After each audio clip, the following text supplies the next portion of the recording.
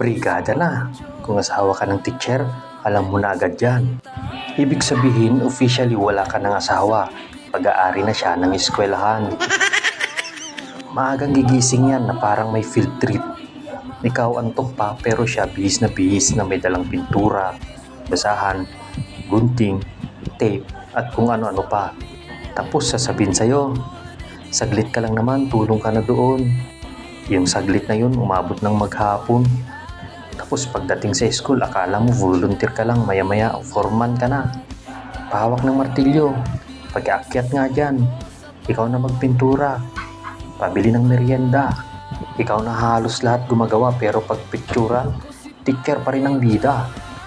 Tapos syempre nandun din ang mga anak, sa umpisa masisipag pa. Tapos naglalaro after 30 minutes, mama gutom na ako, papainit naman, pwede umuwi na tayo. Pero kahit ganun, masaya pa rin. Kasi bihira yung buong pamilya sama-samang napapagod habang nagtatawanan. May mga tatay din na kunwari expert magpintura. Pero mas marami pa sa sayo ang pintura kaysa sa pader na pipinturahan. At syempre may mga bata rin na gustong tumulong pero mas madalas maglaro o ng walis kaysa maglinis. Pero doon mo makikita kahit simpleng brigada lang nagiging banding din ng pamilya. At aminin natin, ibang klase talaga magmahal ang mga teacher. Kahit bakasyon dapat, nasa classroom pa rin ang iniisip. Iniisip kung maayos ba ang upuan, kompleto bang dekorasyon, at masaya ba ang mga estudyante pagpasok. Minsan nga, sariling pera nilang ginagamit para mapaganda lang ang kanilang room. Sariling pagod at sariling oras din. Kaya saludo ako talaga sa mga teacher at sa mga asawa nilang napipilitang maging pintor, karpintero, electrician, delivery rider, at tagabuhat pa. O diba, all around? Kasi sa brigada eskwela, walang asawa lang. Automatic member ka ng construction team.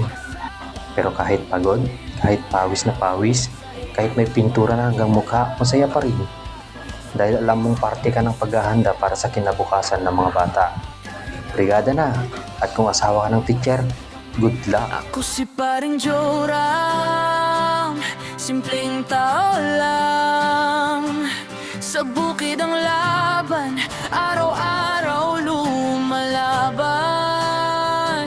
Maagang gumigising, araw pa'y di sumisilip.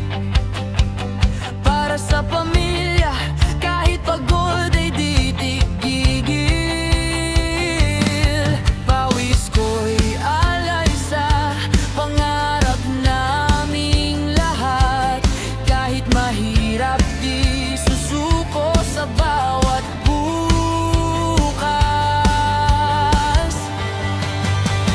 Ako si Paring Joe.